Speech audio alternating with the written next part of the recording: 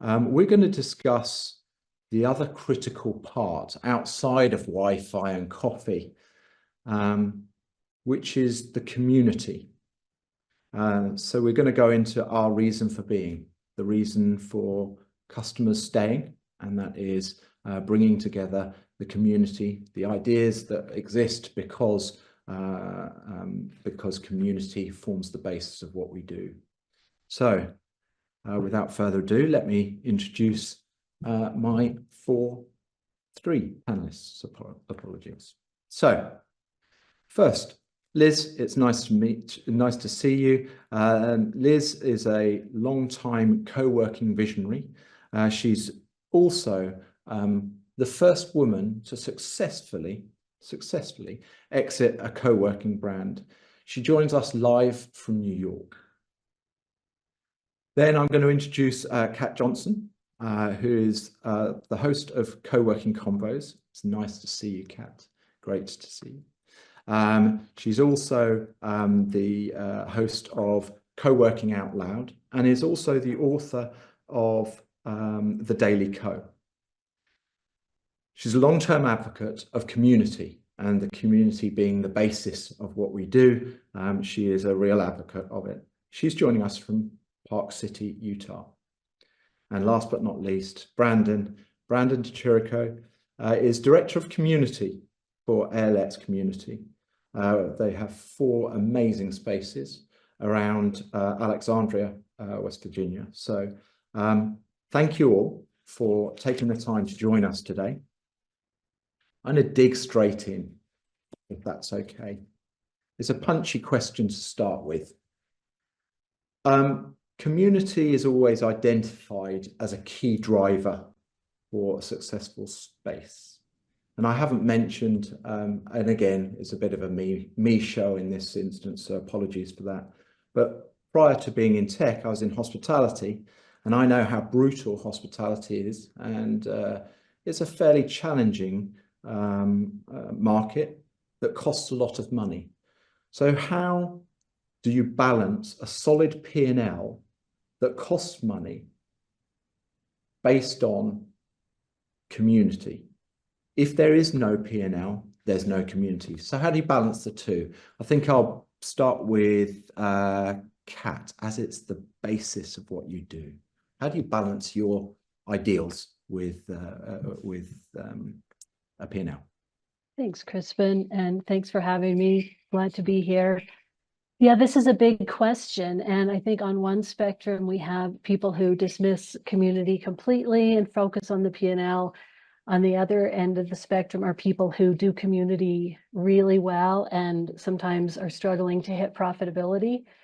And in the middle, there's this sweet spot of people who understand the importance of both. And I think the trick with community is baking it in from the very beginning. It's not an amenity that you tack on. It's something that has to be intentionally created from the inception of the space, and then letting the community be a driver of revenue. Like, community shouldn't be something that sucks resources and doesn't bring much ROI. Community should be something that attracts people and drives revenue and grows your space and business. I really like that. How do you measure then? How do you measure that ROI? And I know that wasn't a question that we've previously discussed, but how does community deliver ROI in blunt terms? Yeah, I get this question a lot. What's the value of community? What's the value of content? How do you measure it? And people are starting to put some things in place, like you can do an hourly look around the space, like who's engaging and things like that. But to be honest, I'm not a fan of that at all. I feel like when you feel it, you know it, right? The space is buzzing. When I walk into my home co-working space, things are happening, buzzing, people are talking, I'm connecting with people. People are slacking me, like, do you know somebody who can help me with this? Like, that's the stuff that could never be measured. So I think that trying to pin it down, maybe you can put some things on it, but it's one of those things that the community kind of speaks for itself. You know it when you feel it. Nice. Thanks, Kat. I really appreciate that. And Brandon, I'm going to turn it over to you. You live this every day. you're in the middle of this. You're in the trenches, so or your teams are in the trenches on this. So, Brandon, how do you balance your P&L? How do you make sure that your P&L is solid, underpinned, and that the community function isn't compromised by the P&L? Absolutely. And again, thank you for having us today. I think the biggest thing is, in order to balance the P&L with community, is really listening to your membership base and kind of understanding what's important to them. Instead of, creating programs and ways to build community that you might think are what they want, it's more so listening to them and understanding what is really important to them and what's going to make them want to feel connected. And then I think on top of that, I think a lot of partnerships, we find that so many of our members are like, oh, we would love to, do this with you. We would love to connect you with this person. And I think it's all about connections at that point, and really kind of deepening your roots within your home community where you are. And I think the more that you open yourself up to not only the members in your space, but the outward community in which you live and work in, I think that there is so much more opportunity. There's so much more growth that can come from that. And then you find yourself that people are then reaching out to you and saying, hey, we see what you're doing. We would love to be a part of it. How can we help?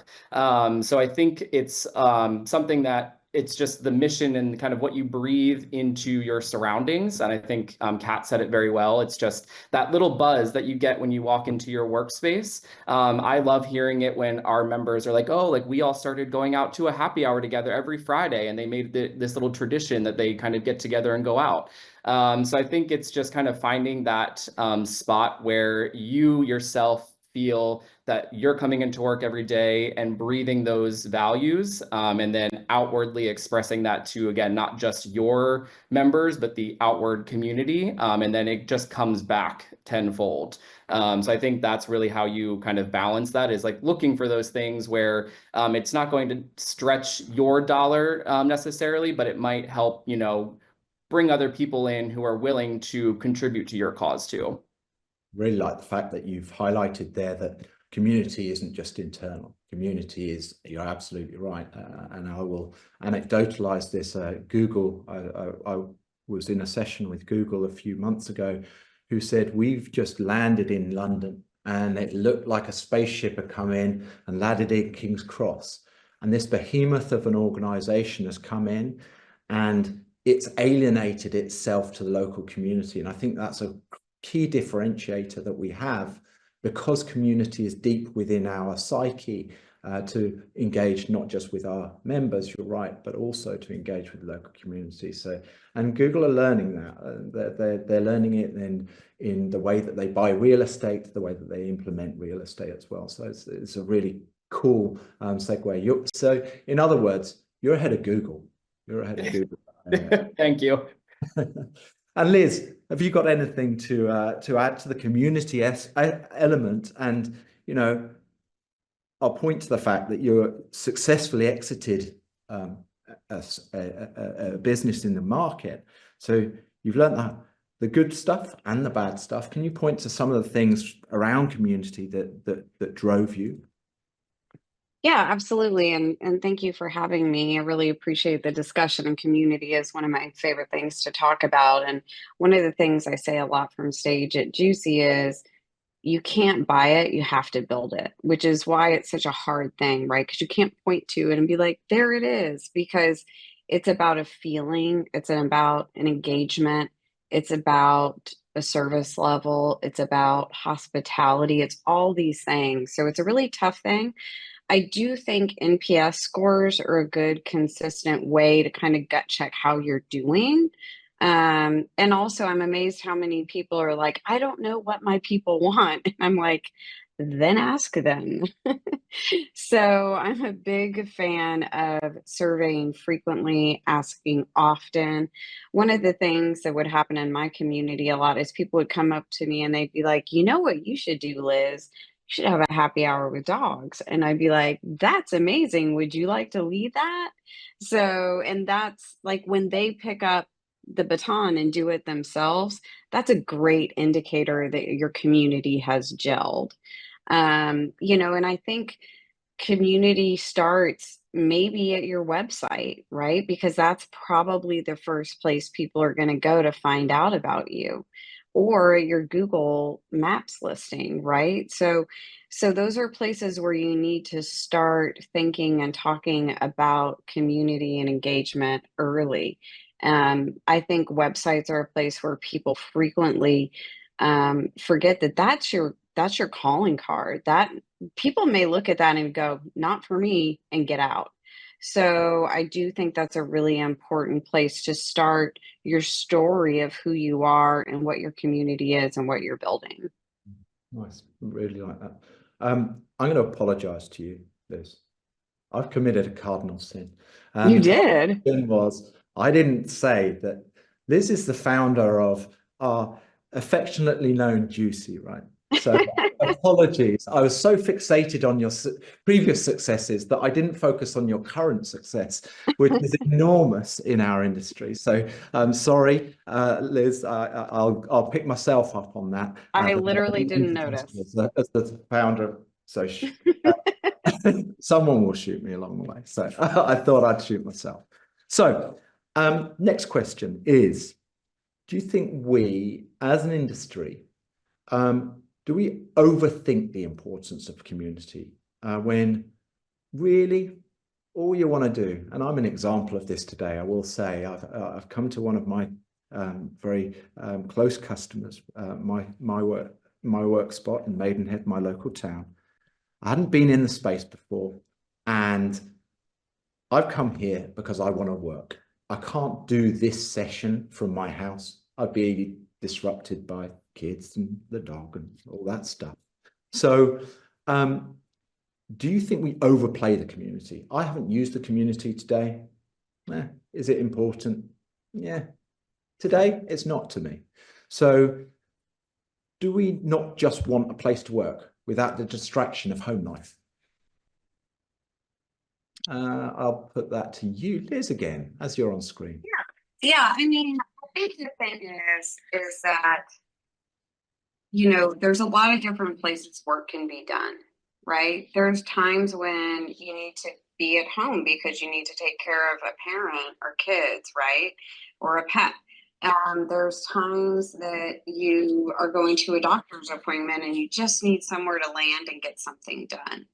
But throughout life, we as humans need to be engaged. And in order to be engaged, you need to be talking to other people and interacting with other people. We don't really work very well as human beings in a vacuum. And sure, there's absolutely times we all need to go heads down and focus. But the rest of the time, we find that people are happier, more engaged, and more successful when they're working in a communal work environment. I work from home a lot because I have a new puppy.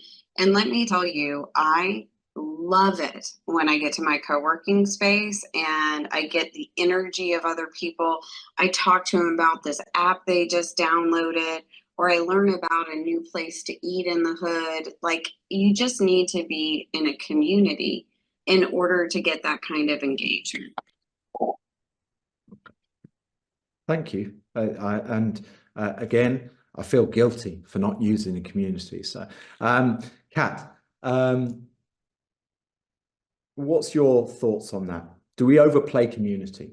Is this just because we're nice people, we like a community around us? Or what's your thought on it? I want to jump up and down and scream, of course we don't overplay it. Like, this is who we are as human beings. And my perspective is always as a member. I've never run a space. I've been a member of 7 different locations, different spaces.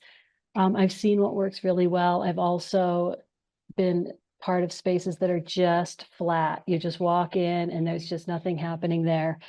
And one of the things that's happening right now in the industry, as everyone's talking about attracting corporates and enterprise and all these big moves are happening, the thing I feel like we need to talk more about are the people who are coming to the spaces day after day, month after month, year after year. Because if you walk into a flat space, like for on one day, no big deal. A week, you're kind of like, you're not making connections, nobody's reaching out. After a month of that, it's like, why am I not just working at home? If the only selling point is the dog's not going to be barking, it's like, that's a pretty low value prop.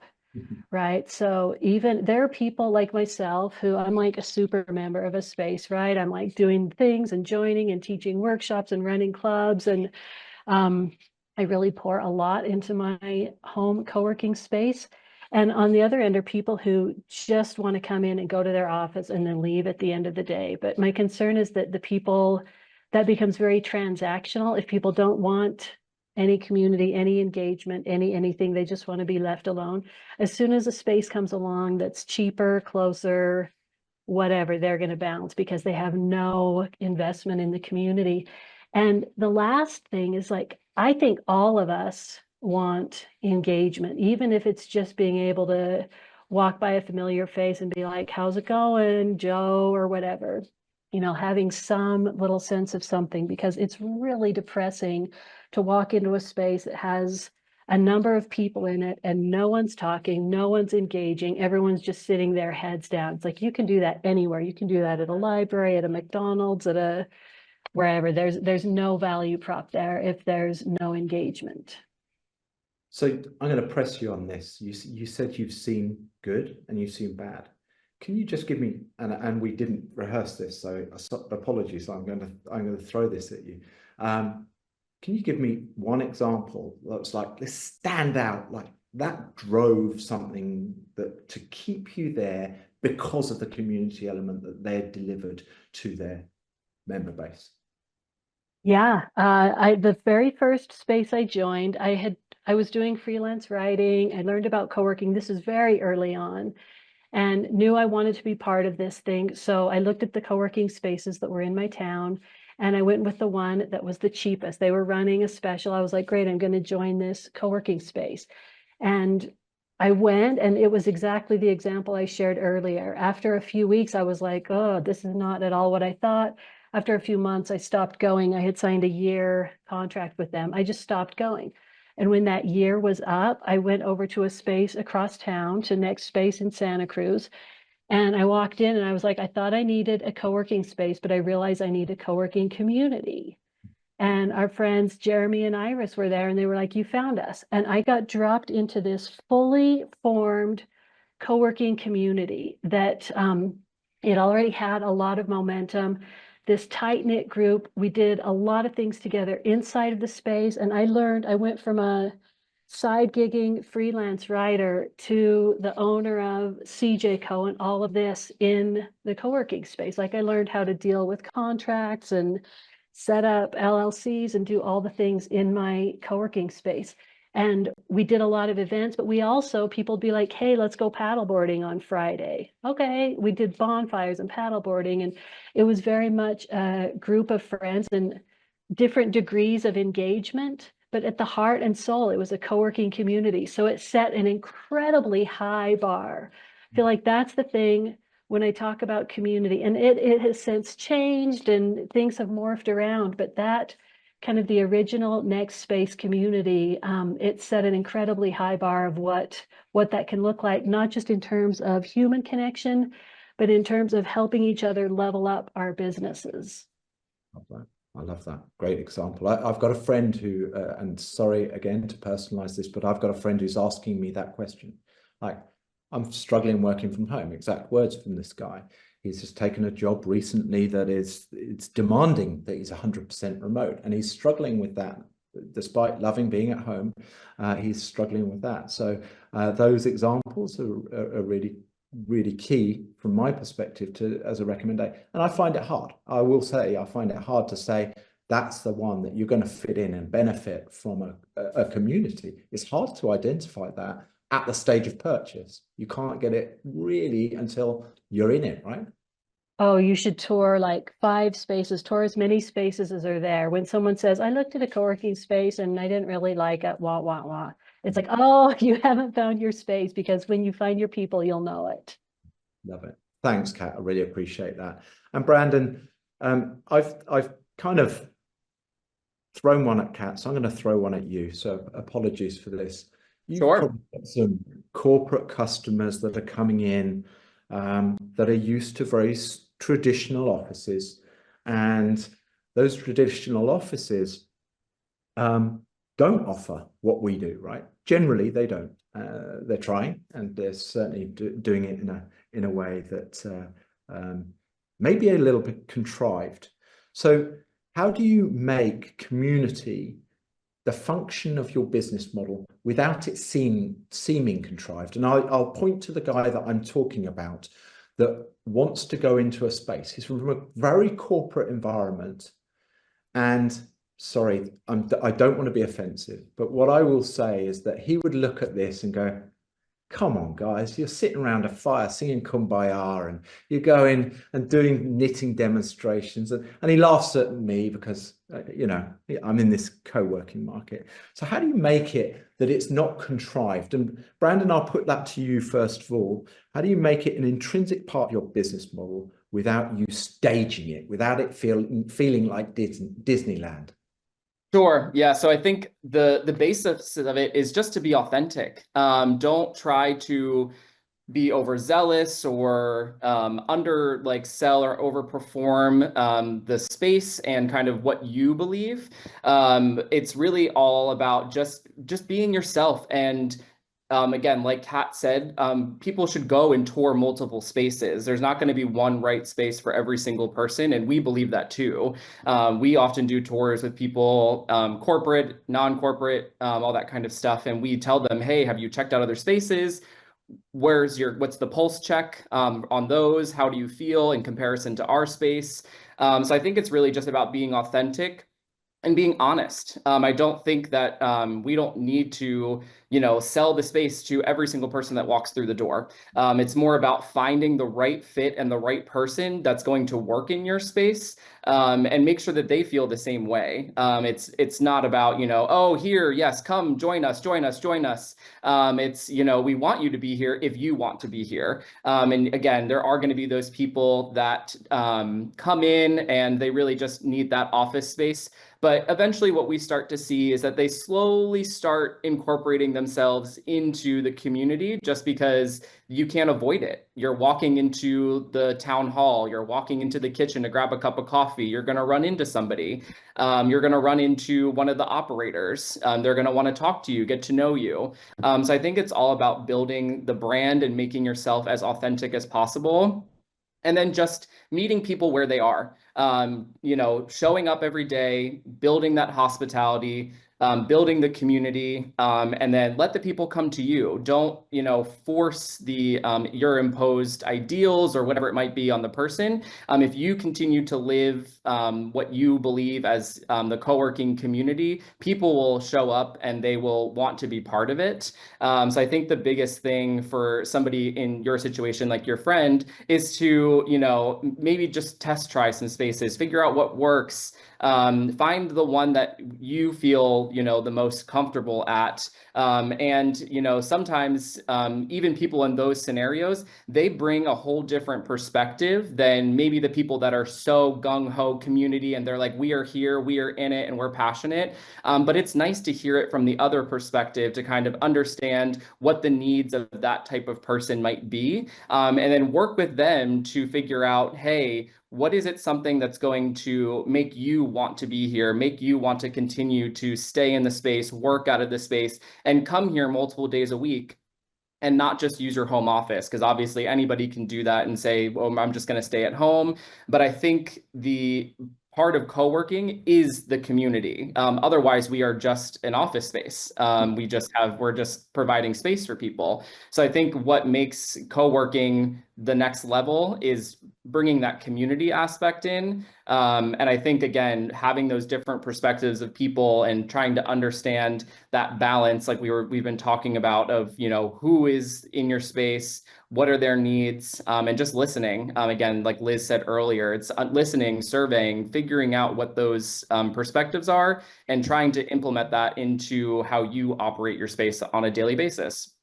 So if I'm hearing correctly, there are some members that may not be right for your space, right? So again, we'll go back to the start, right? How do you balance your P&L with community? And all of those things come into a factor. When you're chasing a business model, you start with a business model, right? And that's the exciting bit. You're just about to launch a business with a very, very clear identity. So it might evolve, right? It could evolve over a period of time from slightly away from your core vision when you started a space. It could change the space. Is that correct? That's correct. Yes. So I think a lot of times co-working operators start, in one bucket, and then what you realize is that you can, start expanding into and diversifying your products. I think that also helps in balancing the P&L. So you want to be able to diversify and add as many products and services that your team and your brand can obviously support. But I think looking again at what the needs of the market, what the needs of the members are, and adding those, additional services, those additional products, things that people are asking for, that is really what helps, guide the space and kind of guide your vision forward, is being adaptable, is being flexible. I mean, we are flexible workspace. So you kind of have to live in that model every day, and just be willing to kind of change and adapt as needed. Fantastic. Thanks, Brandon. That was mega insightful. The call to action is not turn away loads of members, though. I will say that. Yeah. Liz, I'm going to be really rude and really unprofessional in the middle of a webinar, but I've just realized there's going to be something that's going to happen any second at this end. So I need to very, very quickly dive out. But Liz, I'm going to give you the floor on that one. Again, how do you make it less contrived and really part of the spirit of the space? And I know that it's not your day job, but I think that it's definitely part of your passion, right? Is the community element.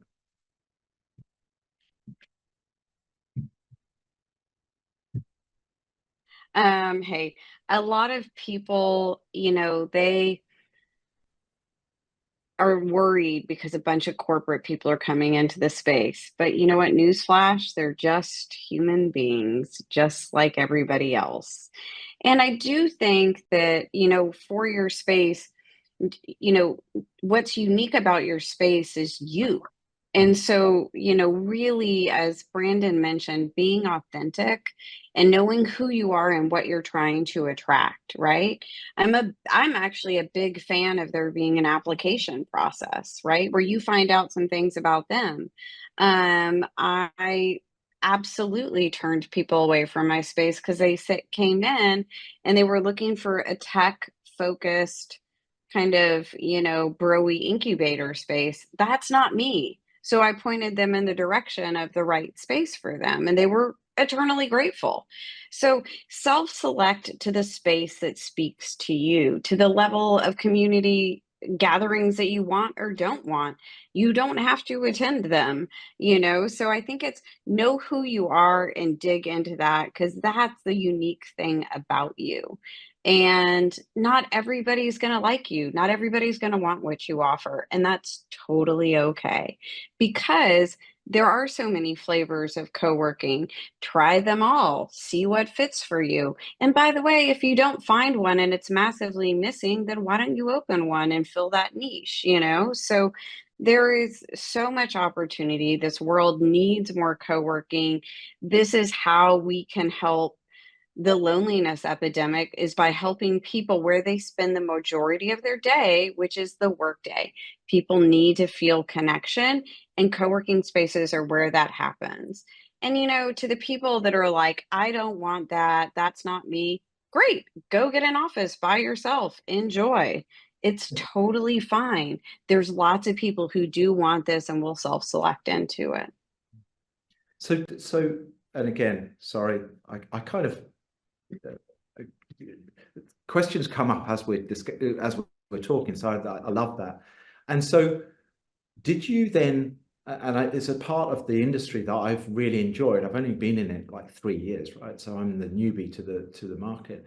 And what I've really enjoyed is the lack of competition, but the real collaboration within the market. So did you have an engagement with other providers, operators within your region that you could? Absolutely. And that's part of the reason Juicy exists. I stay from stage every single year. You are collaborators, not competitors. At the bottom, they compete on price. At the top, we collaborate and help each other. And that's what happens at Juicy every single Juicy. And we restate that at every single Juicy because we all know that there is plenty of business for everybody. And the more that we can help proliferate it around the world, the better the world is. Really love that. We need a little bit of that. I'm not going to go into politics. We'll leave that for another day. So how do we make the community function? Sorry. I went ahead. Do you think that technology, and again, this is to you, Liz, because you talk to loads and loads of segments of the market. Do you think that technology enhances or detracts from the community function of a space? I think it absolutely enhances because if you can get your technology right, you can focus on the important thing, which is the people in the community, right? And, one of the things that we said a lot actually post pandemic is you have to remove the barriers to entry. So if it's hard to log on to the internet, that's a problem. I had an experience yesterday, which I'll share with y'all. I went to a space and they had moved the main entrance because of construction. They'd let me know, but I had to go find the entrance. I found the entrance, came in with my QR code because it was a rather big company, ready to go. And I walked in, and there were people actively getting frustrated with the technology and the security guard sitting there. And one of the things you had to do was there was an iPad on a very low table, and you had to center your face in the iPad, which was at about thigh level, which is super awkward. And so this security person is, just being like, yeah, fill out the iPad and then center your face, move back, move forward. And people were complaining at the entrance about it. This is a massive fail. This was an opportunity to greet people. This was an opportunity to apologize for the construction. No one was greeted. Nobody had a good feeling, and it was frustrating. And so that's an example of technology not working well. By the way, I'm a huge fan, and let me just say this right now. If people are not getting greeted at your door, you are failing as an operator. Period. End of story. And I do not want technology to greet me. I want a human being. And so I just think that, yeah, when technology is working, it's amazing. I remember having a locking system. I was in Europe and somebody needed to get in. There had been a power outage, but I could get on my phone and unlock the space from Europe. And they were like, this is the most incredible thing I've ever seen. And it's not that hard of a technology thing, but it was such a great experience for that person, right? So that's an example of technology absolutely enhancing the experience. But I heard somebody on the panel before say something to the effect of the best technology is one you don't know about or think about or talk about. It should be seamless. It should be integrated. It should be easy. It should be lovely. And that's what we should all be working towards. So I want more technology. I want more AI so that we can focus on the people. Love that. Love that. I'm gonna counter the bad situation. I came into the space today, and I met Derek. Who's on on reception of my work spot here, and I said, "How is this? I'm interested in the platform, of course." And so he's got an iPad with Office R&D running. He's got Visitor Hub running within the space. He's like, "I couldn't live without that now." And he works for JLL. He's like, "I couldn't live without that.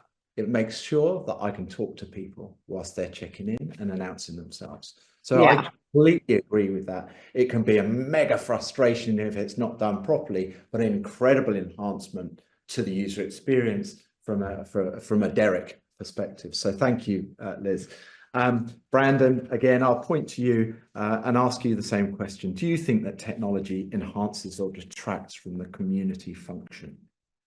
If you do it right, it enhances it. There are levels of which I think Liz just described where you don't want that kind of technology when you walk into a workspace and it's not working and there's nobody there to help you, greet you, all that kind of stuff. But I think technology should enhance the workspace.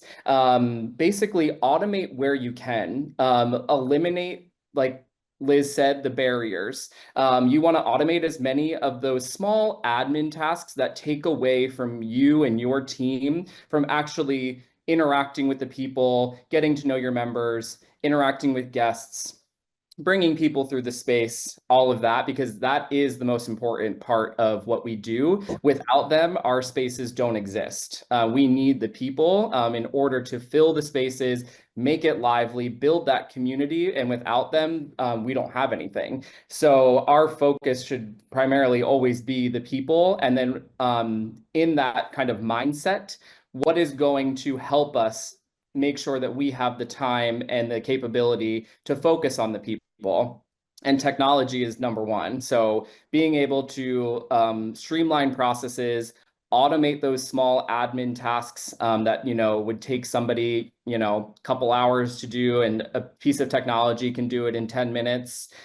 Being able to get more face time with the members, get more face time with the people, I think is really where the technology and where tech companies should focus.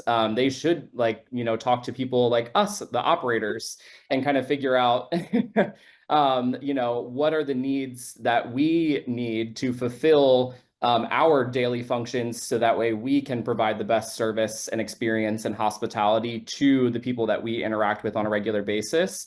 So I think it's really important that, the tech companies are, talking to the operators, talking to whoever their client might be, to understand what their needs are and how to make the technology work for them. Because if it's something that is going to take, us, a degree to learn how to use, and our members the same thing, then it's not something that is going to be helpful. It needs to be easy, simple, and again, just work seamlessly. So that way anybody, no matter where they are, can use it and, feel comfortable and confident in the process. And then again, just allow that more face interaction with the members and the people around you. Love that. Love that. I'm gonna Kat, I'm going to give you the opportunity. I was going to jump forward to the next question, but Kat, do you have anything to add to the particular element of technology enhancing or detracting from the community function? Yeah, like we've been hearing, we just need it to work from a member perspective. I want to book rooms. I want to be able to let myself into the space, like just simple stuff. I don't want to think about it. I love being able to, like, when I'm standing in line somewhere, be like, oh, I didn't book the room for convos this month. Ding, ding, ding, poik, done, right? Like stuff like that. I think that having, like the other day, I got a ping that a new event had been listed in my home space here in Kiln in Park City. So of course I open it up and see it. I'm like, oh, our opera work is scheduled for the month. I'll, the things, look at the things, I'll go to this one, can't make that one. Being able to do that, but I'm realizing in this discussion that the tech is like the step before the community, right? I'm going to go to Opry because I always go to Opry because everybody comes out, and we had a chili cook-off last week that was amazing. Like if you want to get people to come out into the main space, have a chili cook-off. Like everybody was there, and the tech reminded me when it was, but then it was just showing up, and then the community piece. And I will say something, maybe I don't know how this will land, but I think that software operators overestimate the amount that we members want to communicate with each other via the tech.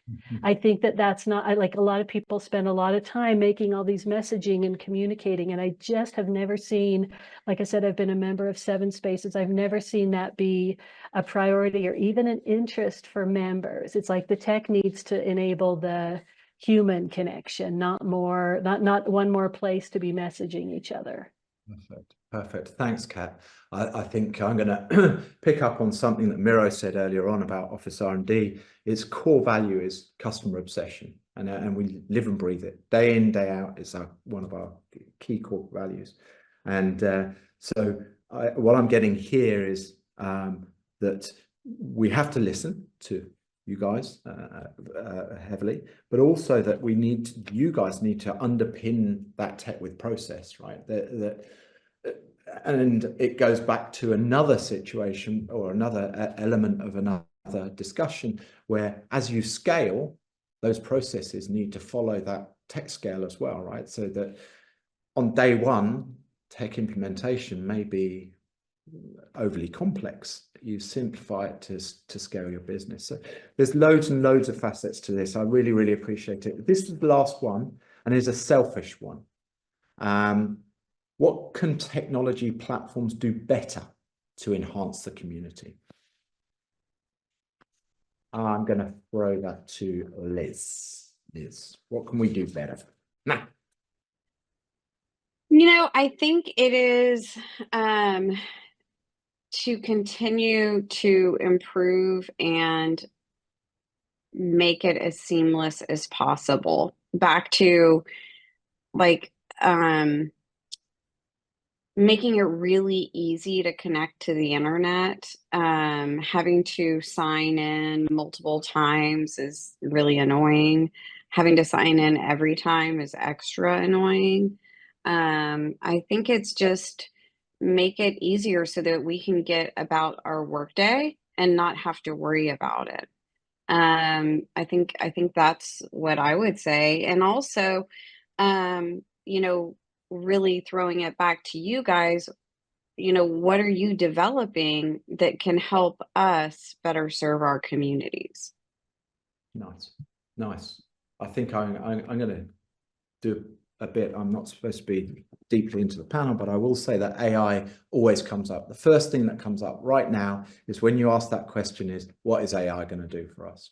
And I think that one of the things from a technology perspective that we are very lucky to have AI as a underpinning is stability. Your point around it being seamless. We should be able to predict things happening within space based upon that machine learning can further enhance that seamless experience through underpinning of maybe platform stability. There are lots and lots of facets that we can do. So I really we'll take that mantle, Liz. We'll take the mantle and we'll run with the baton that you've given us to go away and well, and I think the other thing, Crispin, is that like I really want to encourage people as somebody that's a futurist who thinks about foresight all the time in the future and technology and co-working.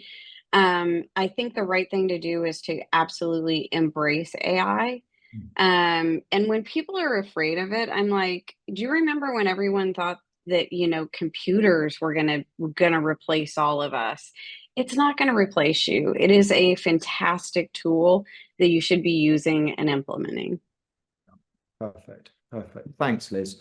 Brandon, I haven't picked on you for a while, so let's go with you. What can technology platforms do better to enhance the community? Sure. As we are an Office R&D user ourselves. I think the biggest thing that we always hear, and I think we're going to continue to hear from our members, guests, everything, is the mobile experience. People are always on their phones. It's how we email, it's how we communicate. So, making the mobile version of any platform is really making sure that it works, it's seamless, it works just as if you were to go onto your computer and onto the internet and on a web browser. I think that that is like a really strong focus and should be for a lot of tech companies because it's only going to continue to be important to people and the way that they work is, their cell phone. That's how a lot of people do their work, especially people in the co-working spaces who are, always on the go and they use their phone as a computer. So enhancing that mobile experience, making sure that it's user-friendly, and thinking about the journey. I think a lot of times what tech operators don't always consider is what is the user journey. So where are they going first? What are they using? What are they not using? Kind of like Kat said, the messaging is just not important to the members. So looking at the stages of, okay, I need to book a room. Where do I go? I want to know what events are going on. Where do I go? So I think enhancing that mobile experience and thinking about it from the user perspective and kind of doing the flow and kind of tracking the journey of, from start to finish with every sort of process or any sort of task that somebody would want to complete. I think that's super important, is looking at what are the actual needs, what is the problem you're trying to solve, and then go through it like you would as the person, as the member, as the user, and figure out, okay, if I was using this, how would I want it to work? And then make sure it works that way. And then on the back end, make sure it's seamless for the operator to also be able to do those same functions. So I think that's really the key component, is looking at the user, what their needs are, and finding out, what are those specific things that would make it, as seamless, easy, and just very nice to use as possible. Fantastic. Goes back to your previous one of engage with you as the operators, right? Know what your customer wants. I completely get it. And it also goes back to the point that Miro was making earlier on about being customer obsessed. You're customer obsessed with your members. We should be customer obsessed with our operator partners. So I could really appreciate it. And thank you for that answer. Kat, final one. We're running skinny on time. So Kat, apologies. It's down to you to close the session. So yeah, what can we do to further enhance the community function? You did point to the fact that nobody uses the platform for the messaging function, but that's not all we are, right? So Kat, if you could give me an idea on what we could do better for you guys to enhance the community. Sure. I think, not that many years ago, there were just a few people even providing software, and now there are more than I can keep track of, and a new one's in my DMs weekly. So I think it's more important than ever for the operators for the creators of the software, like co-working space operators, to know who they're for, to know their perfect fit space, and to absolutely obsess on that, because there are just not that many differentiators. From my perspective, it's like, I need to get in the space, I need to book a room, I need to do a few things. So now we have dozens of pieces of software that all do a lot of the same things. So it's like, do you want to go hard on the KPIs? Do you want to go hard on events? Do you want, where do you fall? What's your main differentiator? And then really seeking out those, because everybody's competing for the same spaces and they all do very similar things. So it's about knowing your unfair advantage, your unique differentiator, and absolutely just running with that. Love that. Love that. So to use an Americanism as I'm talking to most, we need to stick to our swim lane. Is that correct? Stick to our what? Stick to our swim lane. Sorry, that was stay in your lane. Yes. Thank you very much, everybody. Really enjoyed that session. Really enjoyed all of the sessions today. It wraps this. Liz, Kat, Brandon, thank you very much indeed. Really appreciate you participating in Flex World Series for fall this year. So really appreciate it. Thank you. And I'm looking forward to seeing you in person at the next Juicy. So thank you, guys.